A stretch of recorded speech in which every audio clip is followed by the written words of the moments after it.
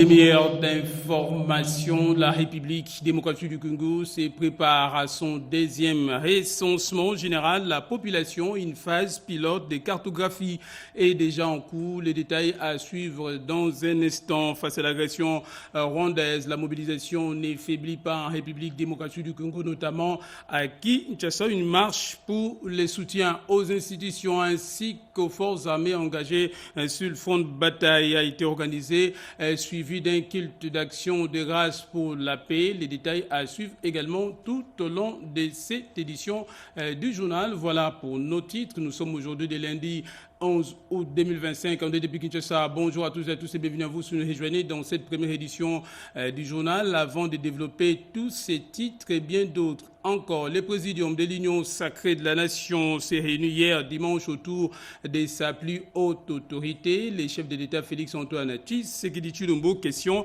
de finaliser les textes devant régir les bons fonctionnements de cette plateforme politique. Les précisions dans ce reportage. Le travail se poursuit à l'Union sacrée de la Nation. Une semaine après d'intenses travaux de la commission spéciale instituée par la plus haute autorité politique de la plateforme, les cadres se sont retrouvés de nouveau ce dimanche 10 août 2025 autour de Félix spécial qui avait été mise sur pied lors de la réunion de samedi 2 août. Cette réunion devait se pencher sur les textes, notamment sur la charte et sur le règlement intérieur. Nous nous sommes penchés là-dessus et le travail va donc continuer, va se poursuivre. Et je dois vous dire que la prochaine réunion du Présidium, sous la présidence de la haute autorité politique, c'est jeudi prochain. Jeudi prochain, nous allons finalement adopter tous les textes et la haute autorité politique sera à mesure de décider de la tenue du Congrès. Parce que c'est le Congrès qui, en dernière instance, va adopter. Nous sommes une instance démocratique. C'est le Congrès qui va adopter les textes de l'Union sacrée de la Nation. Ce Congrès devra se tenir avant le 15 septembre, mais la date précise, nous attendons de l'entendre de la bouche même de la haute autorité politique, son Excellence Félix-Antoine Tshisekedi Tshilombo. L'occasion était également pour la plateforme présidentielle d'exprimer son soutien au gouvernement Souminois II, publié aux premières heures de vendredi dernier. L'Union sacrée de la Nation est derrière et il soutient le gouvernement Souminois II qui vient d'être mis en place. C'est notre gouvernement. Tout ce que vous pouvez entendre sur les réseaux sociaux, c'est autre chose. Mais nous tous, comme un seul homme, d'après d'ailleurs, selon l'hymne de l'Union sacrée, tous unis, tous derrière la haute autorité politique de l'Union sacrée de la Nation, tous nous soutenons le gouvernement de son Excellence Madame Souminois. Ces travaux, a fait remarquer le secrétaire permanent de l'Union sacrée, ouvrent la voie à la tenue du congrès de l'USN. Entre-temps, des amendements sur la charte et les règlements intérieurs sont attendus ce lundi pour une délibération par la même commission avant la grande réunion le jeudi devant la haute autorité de l'Union sacrée. Satisfait de les prestations du président de la République Félix-Antoine Tshisekedi Tshilombo a honoré les athlètes des différents championnats du pays en leur offrant un dîner au palais présidentiel. Question pour le président de la République Félix-Antoine Tshisekedi Tshilombo de saluer également les efforts fournis par tous ces athlètes à travers le monde. On en parle dans ce reportage signé Fanny Kikoufi. Après la concentration, l'heure est à la décontraction pour ces athlètes fraîchement de retour au pays après avoir dignement représenté le tricolore national à l'international. Portant fièrement leurs médailles et trophées, ces athlètes de différentes disciplines ont reçu les honneurs de la République par le couple présidentiel qui a offert un dîner en leur honneur autour de la piscine du palais présidentiel. En présence de quelques personnalités du monde politique et sportif, le président de la République et premier sportif congolais a félicité ces jeunes ambassadeurs du sport congolais, les rassurant de son accompagnement sans faille pour toutes les disciplines et compétitions. Le gouvernement, à travers évidemment son ministre des Sports, est tout le temps présent aux côtés de nos athlètes, quelle qu'en soit la discipline. C'est le mot d'ordre qui est le nôtre, celui de promouvoir le sport et la jeunesse à travers celui-ci. Donc, vous pouvez compter sur nous. Vous avez des interlocuteurs valables en nous, mais aussi du soutien évident du soutien important pour que vous alliez le plus loin possible dans votre carrière sportive. Ces médaillés d'argent, d'or et de bronze en karaté, en lutte, aux Jeux scolaires africains et au basketball sont reconnaissants de l'appui permanent apporté par le chef de l'État, Félix Antoine Tshisekedi Tshilombo, et son gouvernement.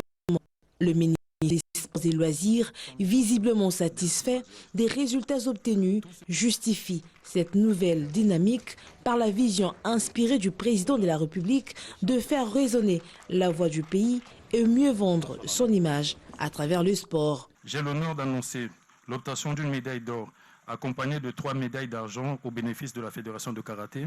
Concernant la lutte, nos exploits sont marqués par un palmarès remarquable. 4 médailles d'or, 7 médailles d'argent et 6 médailles de bronze. Dans le domaine du Scrabble, notre fédération a remporté 4 médailles d'or lors des compétitions qui se sont tenues dernièrement au Canada. Sur le plan des Jeux scolaires africains qui se sont déroulés en Algérie, d'or en athlétisme et de multiples médailles d'argent et de bronze. Grâce à l'implication personnelle du chef de l'État dans l'accompagnement des sportifs congolais, la RDC retrouve progressivement ses marques au niveau international. Les jours à venir s'annoncent meilleurs. Au sein du gouvernement soumis, les ministres de la communication média porte-parole du gouvernement, Patrick Mouyaya Katemboué, a communier, échanger avec les paroissiens et paroissiennes de Saint-Michel-des-Bancs d'Alungwa. Explication Gaïta Magalano. De cris de joie d'une communauté ecclésiastique aussi, l'effervescence de voir l'un de leurs être reconduit au gouvernement souminois 2.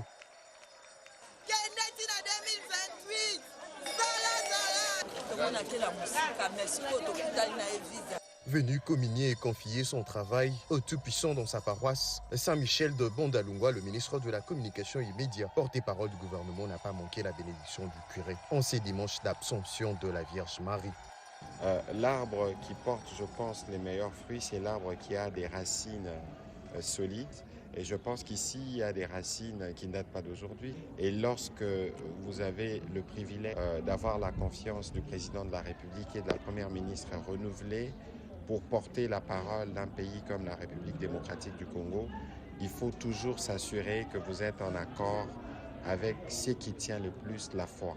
Et donc il était important pour moi de profiter de ce premier dimanche, de venir rendre grâce au Seigneur et de rencontrer le membre de la communauté, ceux qui aussi à travers leurs prières s'assurent que nous puissions toujours être forts et travailler. Pour lui, le président de la RDC, dans sa politique de pacification totale dans l'est de la RDC, a aussi besoin d'un soutien spirituel de ces chrétiens catholiques. Le ministre a même rappelé que le chef de l'État, au début de son quinquennat, avait confié la RDC entre les mains de Dieu, d'où cet appel lancé aux mamans catholiques. Nous faisons face à une période de guerre. Peut-être que les gens ne comprennent pas toujours les vrais enjeux, mais je crois que le premier soutien, il est spirituel. Mais que par la suite, comme nous avons un devoir communautaire, il est de notre devoir de voir comment, d'abord, on s'assure que tout le monde est informé. Ces mamans catholiques en ont profité pour demander au ministre de transmettre de félicitations de la communauté catholique de Bondalungwa à la première ministre Judith Suminwa Tuluka, chef du gouvernement. Communion totale, Bandal réaffirme son soutien à l'initiateur du changement de narratif.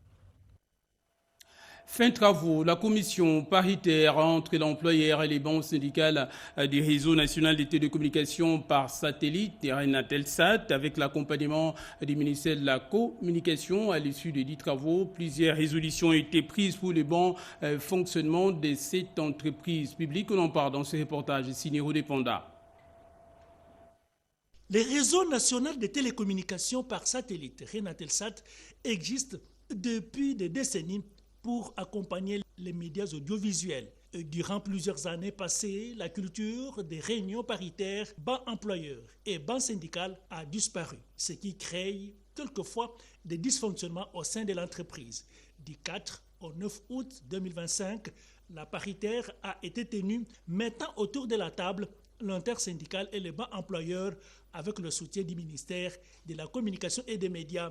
Plusieurs problèmes ont trouvé des réponses tels que le cadre juridique d'autres socioprofessionnels. C'est une joie immense d'avoir commencé. Nous venons enfin de nous mettre d'accord sur certains points pour le social des travailleurs et aussi et surtout pour l'outil de travail. La fumée blanche est là, parce qu'aujourd'hui, l'employeur et les délégués syndicaux qui représentent les travailleurs ont compris chacun ses limites. Nous allons travailler en collaboration avec les banques syndicales. Les représentants du ministre des médias a, au nom de la tutelle, salué cette initiative. Nous encourageons toutes les initiatives qui sont menées par l'actuelle direction et nous espérons que nous sommes dans une bonne dynamique qui va nous aider à avoir une bonne relation entre employeurs et employés. Pour les représentants de l'intersyndicale, de bonnes résolutions sont sorties de ces assises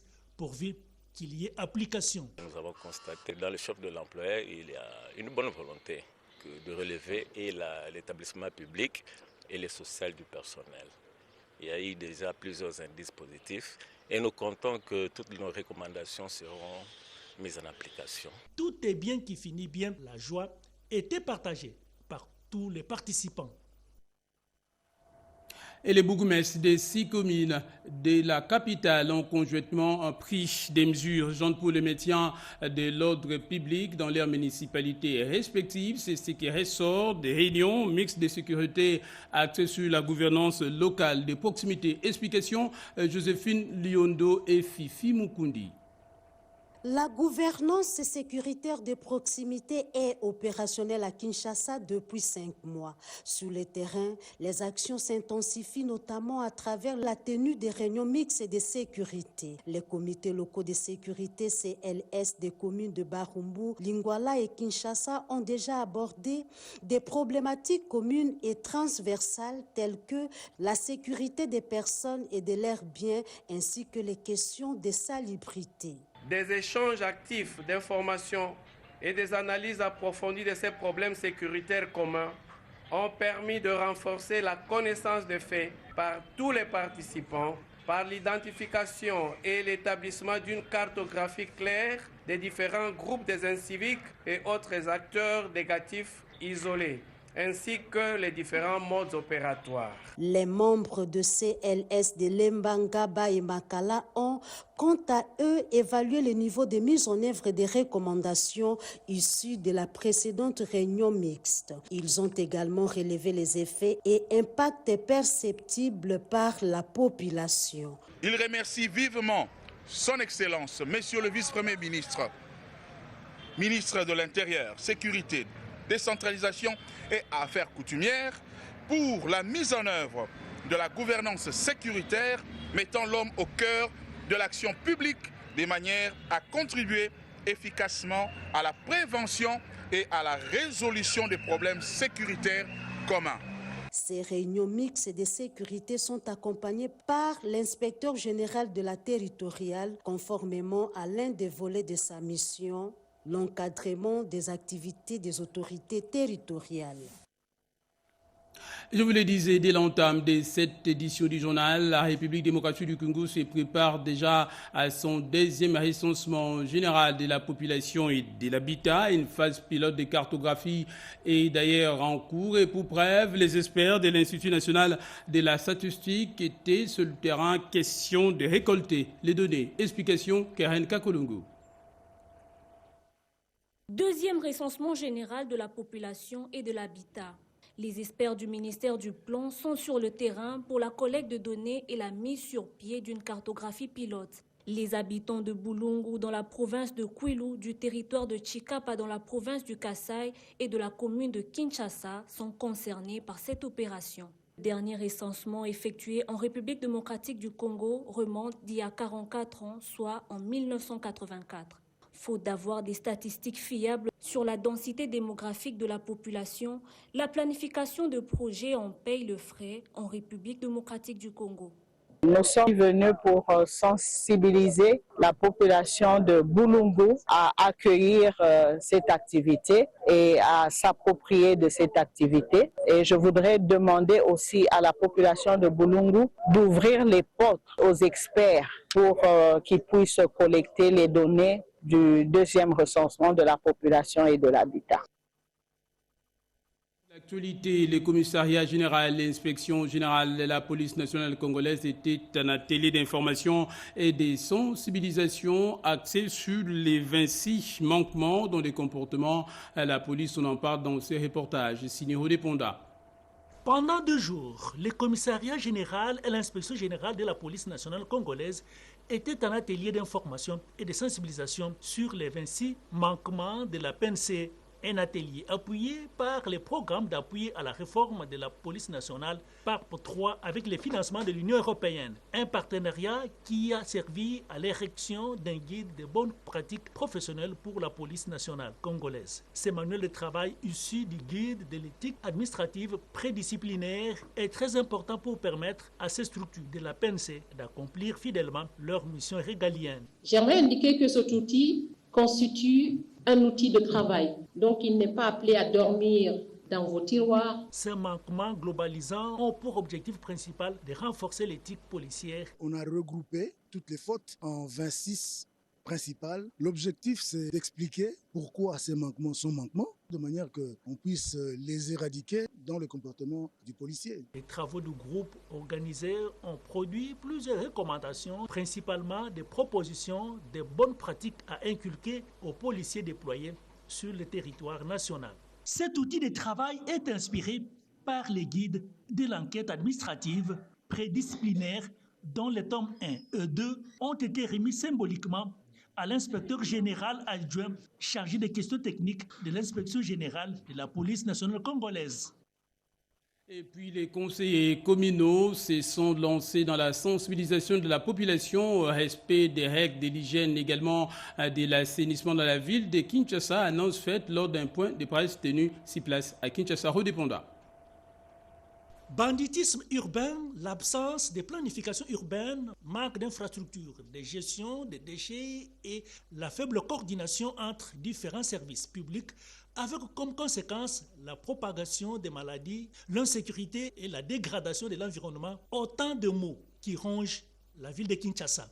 Préoccupé par cette situation, le chef de l'État Félix Tshisekedi a fait des recommandations à l'endroit des autorités locales, bourgmestres, chefs de rue et de quartier, pour le renforcement des comités de sécurité locale, renforcer la brigade de salubrité et faire un suivi rigoureux. Les conseillers communaux réunis au sein de la structure Manakel avec la Fédération des femmes élues leaders du Congo, FFLC, ont décidé d'en assurer le relais à travers la sensibilisation pour l'hygiène, former les partenariats stratégiques entre Raskin, Rejec et appuyer la bonne gouvernance locale au niveau des communes. Toutes ces réflexions ont été communiquées au cours d'un point de presse où il a été annoncé le lancement officiel le 1er novembre prochain d'une marche de santé citoyenne sous le thème « Ma ville n'est pas une poubelle ». Nous avons pu créer ce projet, une marche de santé citoyenne en guise de la sensibilisation efficace et durable bien sûr, parce que nous avons plusieurs projets concernant le bien-être des Congolais. Et nous martelons cette sensibilisation, toutes les personnes intéressées à venir se joindre à nous, parce que nous voulons redorer l'image de Kinshasa datant. Cette approche inclusive, durable et citoyenne va permettre de rendre Kinshasa propre, saine et résiliente. Le nouveau gouvernement de la République souminois a été salué par les rassemblements des compagnons de Tshisekedi pour les changements et les progrès sociaux. Ces rassemblements appellent la nouvelle équipe à pouvoir élever le défi de la sécurité, notamment dans la partie est du pays. Explication, Joséphine Yondo et Fifi Mukundi. Après la publication de l'équipe gouvernementale Souminois 2, le rassemblement des compagnons d'Etienne Tshisekedi pour les changements et le progrès social, RCT-CPS se montre optimiste quant à la concrétisation de la mission leur est confiée. Le rassemblement des compagnons d'Etienne Tshisekedi pour les changements et le progrès social félicite le président de la République, chef de l'État, pour la mise en place du gouvernement Souminois 2. Les RCT-CPS invitent le nouveau gouvernement à mettre en pratique la vision du chef de l'État, Félix Antoine Tshisekedi Tshilombo, celle d'apporter des solutions idoines aux problèmes quotidiens de la population. Toutefois, il demeure fidèle à l'esprit du Sphinx et de l'Imété. Le combat que mènent les compagnons de Etienne Tshisekedi n'est ni pour des postes au gouvernement, ni pour leurs intérêts personnels.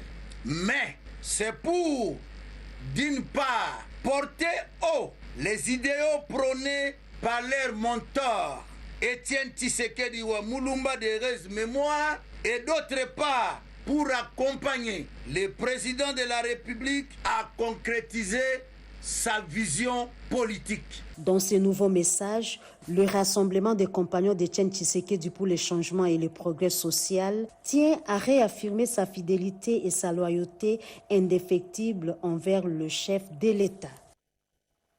Et puis, en bref, plusieurs fidèles de l'église Cité des Refuges ont marché pacifiquement hier dimanche sur le boulevard Triomphal jusqu'à l'esplanade du Palais du Peuple pour exprimer leur soutien et puis appui à l'accord de Washington visant à mettre fin à la guerre dans la partie est du pays. C'était bien avant le kit d'action de grâce organisé sur place pour la paix, notamment sur l'ensemble du territoire national. L'occasion pour le prophète Gilles Moulindois d'appeler également la population de la République démocratique du Congo à l'unité également de se ranger derrière les chefs de l'État Félix-Antoine Tshisekedi Tshilombo dans ses efforts pour la restauration de la paix sur l'ensemble du territoire national. De Kinshasa, nous partons pour la province du Haut-Katanga où le gouverneur intérimaire a échangé tour à tour avec les députés nationaux de des commissions différentes en mission parlementaire dans cette partie des territoires nationaux. Reportage.